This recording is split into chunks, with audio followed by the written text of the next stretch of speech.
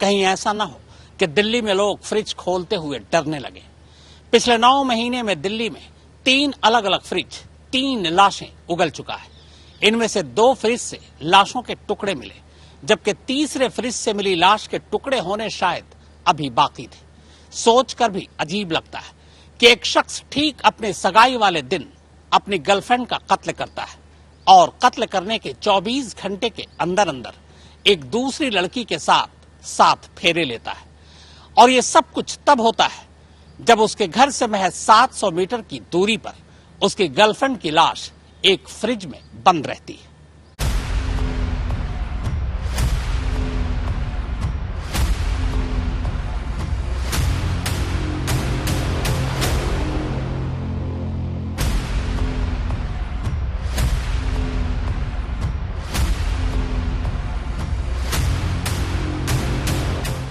ये वो 3 फ्रिज है जिसने पिछले 9 महीनों में सर्द कर देने वाली 3 लाशों की शक्ल में कत्ल की 3 सनसनीखेज कहानियां उगली हैं।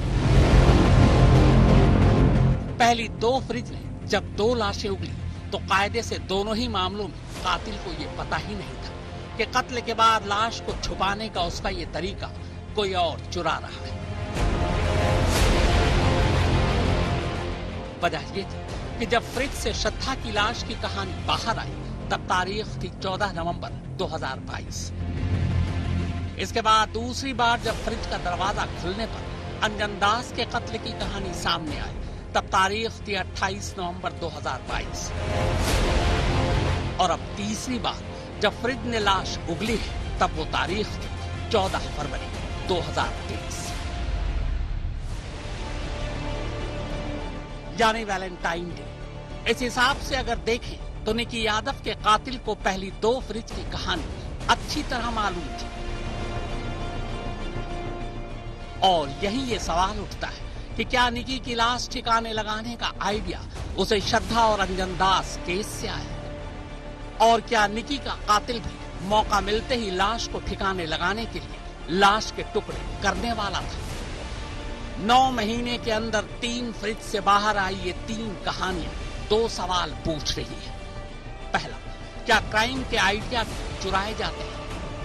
और दूसरा, जब पता है कि फ्रिज का दरवाजा खुलते ही कातिल पकड़ा जाएगा, ऐसे में कातिल वही गलती क्यों दोहराता है? बस कुछ चीजों को छोड़ दें तो फ्रिज से बाहर आई सबसे ताजा कहानी ठीक वैसी ही है जैसी आफताब और श्रद्धा की कहानी थी। आफताब और श्रद्धा की पहली मुलाकात 2019 में हुई थी। दोनों लिव इन में रहते थे। श्रद्धा आफताब से शादी करना चाहती थी। यहाँ इस नई कहानी में निकी यादव और साहिल गहलोत की पहली मुलाकात 2018 में हुई। ये दोनों भी घर वालों से छुपकर लिव इन में रह रहे थे। यहाँ निकी भी साहिल से शादी करना चाहती थी, लेकिन श्रद्धा और निकी दोनों का ही अंजाम बंद फ्रिज निकला। ये निकी यादव है। दिल्ली की बॉर्डर पर मौजूद झज्जर इलाके में इसका घर था। पिता सुनील यादव का गुरुग्राम में मोटर रिपेयर का कारोबार है। 12वीं की पढ़ाई के बाद निकी घर से बाहर निकली। शुरू में निकी डॉक्टर बनना चाहती थी। मेडिकल एंट्रेंस एग्जाम नीट की तैयारी के लिए उसने उत्तम नगर में एक कोचिंग सेंटर ज्वाइन किया। ठीक उसी वक्त दिल्ली के नजफगढ़ में रहने वाला कारोबारी पिता का बेटा साहिल उत्तम नगर में एसएससी एग्जाम की तैयारी के लिए एक दूसरे कोचिंग सेंटर में पढ़ाई कर रहा था। बस में आते जाते निकी और साहिल की अक्सर मुलाकात होती। मुलाकात दोस्ती में बदली, दोस्ती प्यार में।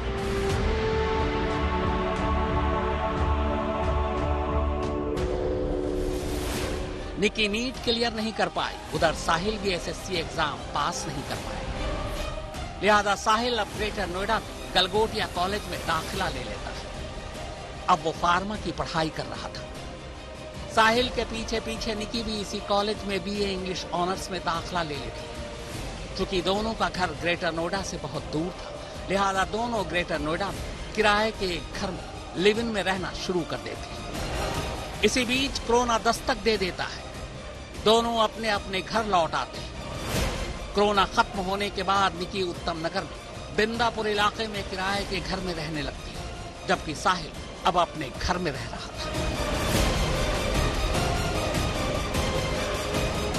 लेकिन दोनों की रोजाना मुलाकात होती। अब तक सब कुछ ठीक चल रहा था, मगर तभी साहिल का एक झूठ निकी की दुनिया में तूफान ला देता। दरअसल वैलेंटाइन डे करीब था।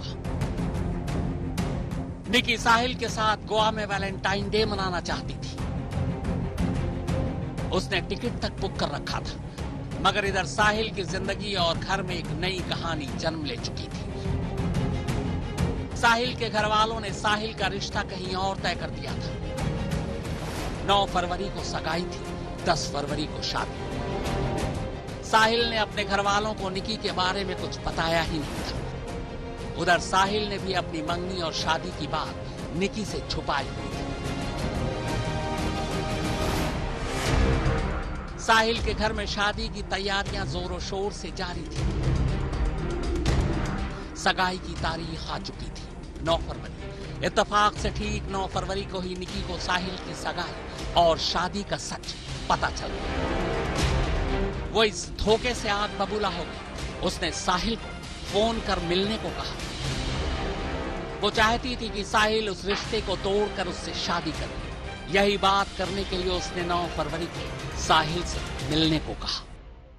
देखिए, ये आदमी उधेड़बुन में था, क्योंकि एक तरफ ये 9 तारीख को सुबह इसकी एंगेजमेंट हो रही है, सगाई हो रही है। 9 तारीख की शाम को उसके पास आता है। जब वो उसको कन्फ्रंट करती है कि मैंने ऐसा सुना है, तो कहता नहीं नहीं, मैं तुम्हें घुमाने ले चलता हूँ, ऐसा कुछ नहीं है। पहले गोवा का प्लान बनाते हैं, फिर हिमाचल का प्लान बनाते हैं, और ये कह के निकलता है कि मैं तेरे को 2-3 दिन के लिए कहीं बाहर घुमा के लाता हूँ, तेरा दिमाग अपसेट है, वो ठीक हो जाएगा।